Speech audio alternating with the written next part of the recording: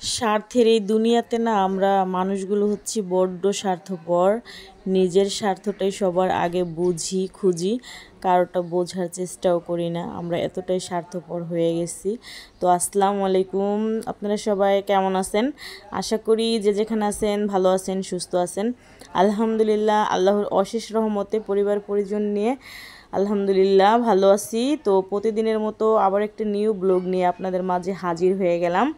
তো যে যেখান থেকে ভিডিও দেখবেন স্কিপ না করে ফুল ভিডিও দেখবেন, আর যারা নতুন দেখবেন পাশে থাকা বেল আইকন বাটনটি অন করে দিবেন, যাতে আমি ভিডিও ছাড়ার সাথে সাথে আপনার কাছে নোটিফিকেশন চলে যায়।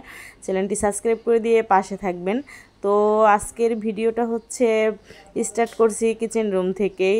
শাওন বলতেছে পায়েস খাবে, তো ছেলের আবদারের জন্য যে কোনো মুহূর্তে যে কোনো জিনিস করতে আমি প্রস্তুত। আর ফ্যামিলিতে হচ্ছে বাচ্চা কাচ্চা থাকলে বা হাজব্যান্ড থাকলে, মা বাবা থাকলে বা যে কোনো কেউ, শ্বশুর শাশুড়ি যে কোনো যেই থাকুক না কেন, সবার আবদার রাখাটাও কিন্তু এক ধরনের একটা মানে সৌভাগ্য আর কি।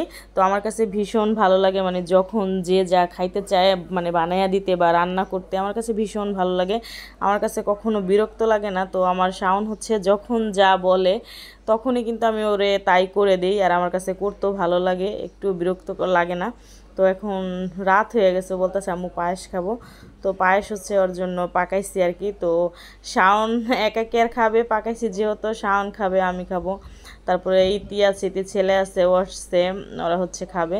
তো পাকাইছি আমরা হচ্ছে 4 জন, আর শাওন আমি 2 জন, ইতি আসছে ওর ছেলে, ওরা 2 জন। তো আমরা হচ্ছে 4 জনে খাবো, এজন্য 4টা এখানে পিস দিয়েছি, 4টাই হচ্ছে বাড়তেছি যে 4 জনে বসে বসে হচ্ছে খাবো।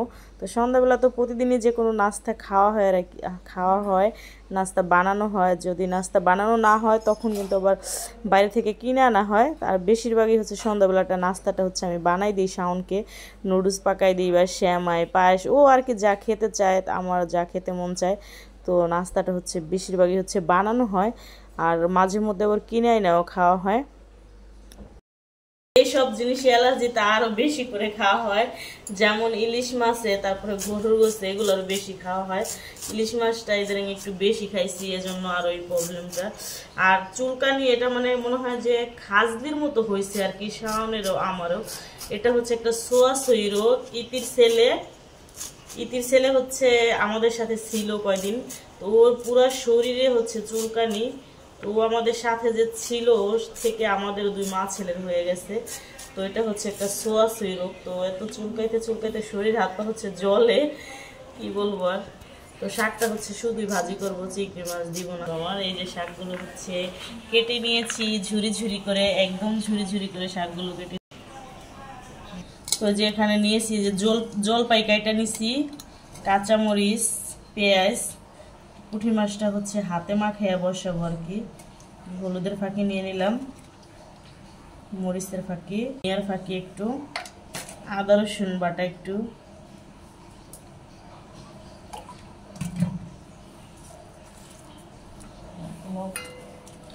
দিয়ে দিলাম লবণ একটু। তবে কিন্তু জলপাই দিয়া পুঁটি মাছ হাতে মাখাইয়া রান্না করলে কিন্তু খেতে খুবই সুস্বাদু লাগে, খুব টেস্টি লাগে আর কি। মাছগুলো দিয়ে দিতেছি। পুঁটি মাছ কমে দিছি যেহেতু শাওন খাবে না, একা খাবো আমি, তারপর অনেকগুলো হয়ে গেছে। তো এই যে সুন্দরভাবে হচ্ছে মাখাইয়া নিছি। তো একটু পানি দিয়ে দিব এখন, অলরেডি দিয়ে দিছি। তো এটা চুলায় বসাই দিব, আর যখন হয়ে আসবো তখন হচ্ছে কটা ধনিয়া পাতা দিয়ে দিব। তো যে তরকারি হচ্ছে অলরেডি হয়ে গেছে, তো ধনিয়া পাতা দিয়ে দিব কটা।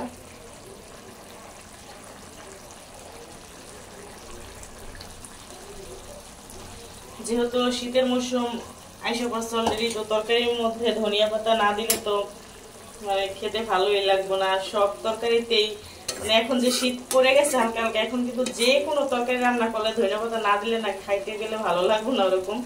একটা হচ্ছে বসায়া দিছি। তো কাঁচামরিচ আর হচ্ছে পেঁয়াজ দিয়ে দিলাম একটু।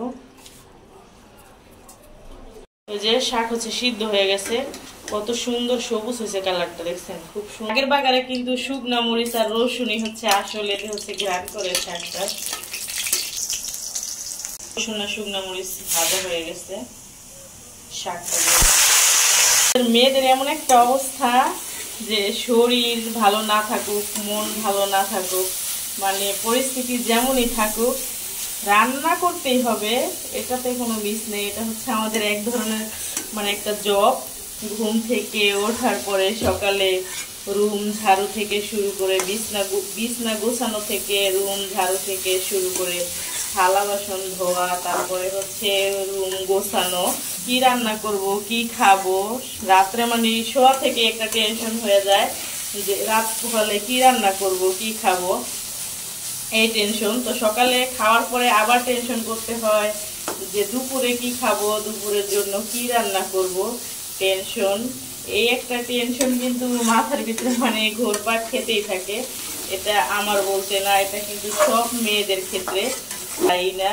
রান্না খাওয়া দাওয়া এটা করতেই হয়, একটু কম আর বেশি এই আর কি, এর চেয়ে কিছু না। এমন বাজি হচ্ছে অলরেডি হয়ে। তো যখন আমি আমার বাবার বাড়িতে ফোন দেই, আমার আম্মুর কাছে আর কি, যখন শুনি যে আম্মুর শরীর ভালো না, মানে কাজকাম করতে প্রবলেম হয়, বাড়িতে প্রচুর কাজকাম, যে রান্না করতেছে, শরীর ভালো না বা রান্না করেনি, কাকি রান্না করে দিছে, কাকি রান্না করে দিছে বা পাশের বাড়ি ভাবি রান্না করে দিছে, তখন কিন্তু মনটা ভীষণ খারাপ হয়ে যায়। তো পাঙ্গাস মাছ হচ্ছে ভাজতে বসে দিচ্ছি একটা। তো মাছগুলো হচ্ছে ভাজা হয়ে গেছে, এখন তরকারি বসাবো। তো রান্না তো করতেছি, বাট মনটা প্রচুর খারাপ।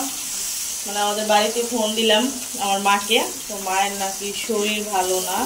তো আমাদের গ্রামের বাড়িতে হচ্ছে এখন প্রচুর কাজ কাম, মানে আমাদের বাড়িতে হচ্ছে ধান আসছে, তো প্রচুর খাটাখাটি করতে হয়। অবশ্যই ধানের পিছনে প্রচুর খাটতে হয়, যতই লোক দিয়ে করার তারপরেও কিন্তু প্রচুর খাটতে হয়। তো আম্মুর শরীর হচ্ছে একদিনও ভালো থাকে না, মানে টানা যদি কাজকাম করে তাহলে হচ্ছে আবার অসুস্থ হয়। এরকম করেই হচ্ছে চলতেছে। মানুষ দিয়ে যতই করাক নিজের কিন্তু খাটতে হয় গৃহস্থ বাড়িতে। তো একটা লোক যদি রান্না টান্না করে দেয়, কাজকাম করে একটা রান্না খেতে পারলেও কিন্তু অন্যরকম একটা শান্তি ফিল হয়, তাও হচ্ছে নাই আর কি, ভাগ্যে নাই যেটা।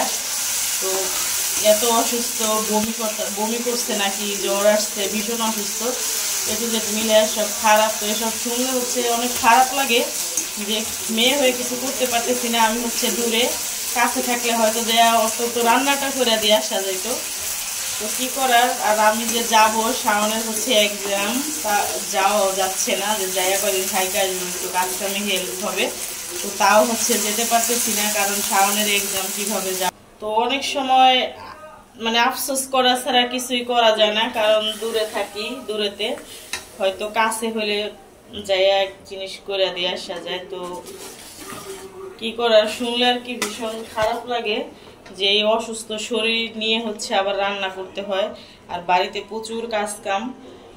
ধান আসলে তো বোঝে নেই, যারা গ্রামে থাকে এরা হয়তো বুঝতে পারবে। ধান আসলে হচ্ছে প্রচুর খাটাখাটি করতে হয়, আর মানুষ দিয়ে যতই করাক নিজের কিন্তু করতে হয়, নিজের করা ছাড়া হচ্ছে হয় না। তো প্রচুর আম্মুর নাকি অনেক জ্বর, মাথা মানে বমি, সারাদিনই নাকি বমি করছে, এত জ্বরের এসে মানে ধান নিয়ে একটু খাটাখাটি করছে। আবার ধান সিদ্ধ করতে হয়, সব ধান নাকি অনেকগুলো সিদ্ধ করছে, তারপর সব ধান হচ্ছে বাড়িতে কাটা হয়ে গেছে, মানে বাড়িতে হচ্ছে প্রচুর কাজ এখন আর কি।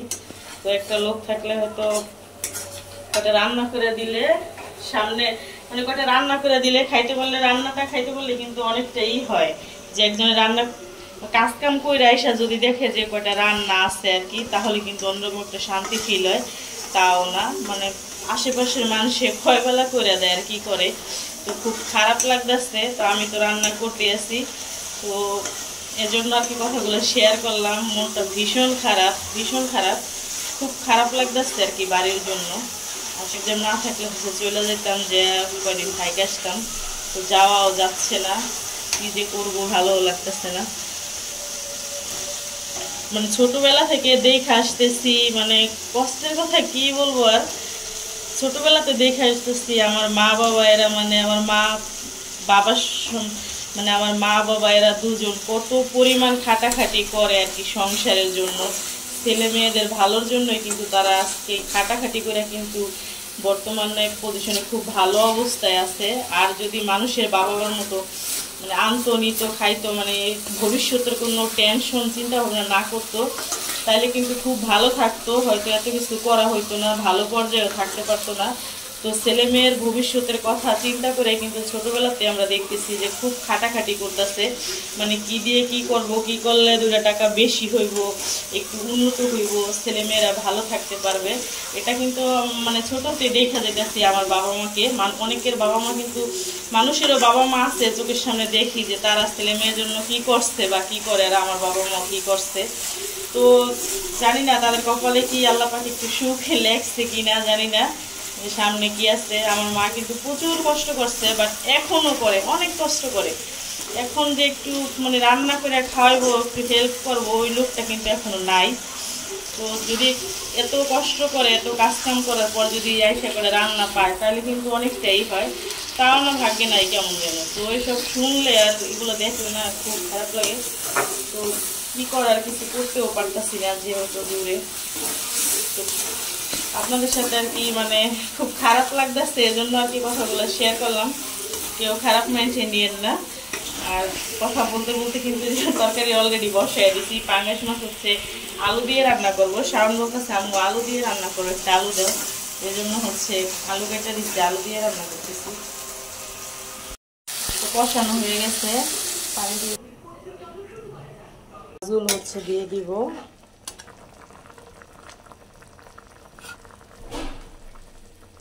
খুব কম দিতে হয় ওর জন্য।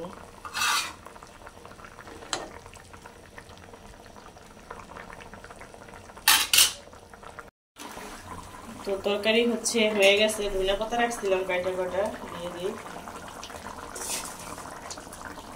তো কালারটা কিন্তু খুব সুন্দর আসছে, বাট জ্বালানা দিয়ে হচ্ছে একদমই রোদের আলো পড়তেছে। রান্না বান্না হচ্ছে শেষ। তো এখন হচ্ছে শাওনকে খেতে দিব। শাওনের নাকি বলতেছে আম্মু আমার ভীষণ ক্ষুধা লাগছে, তারা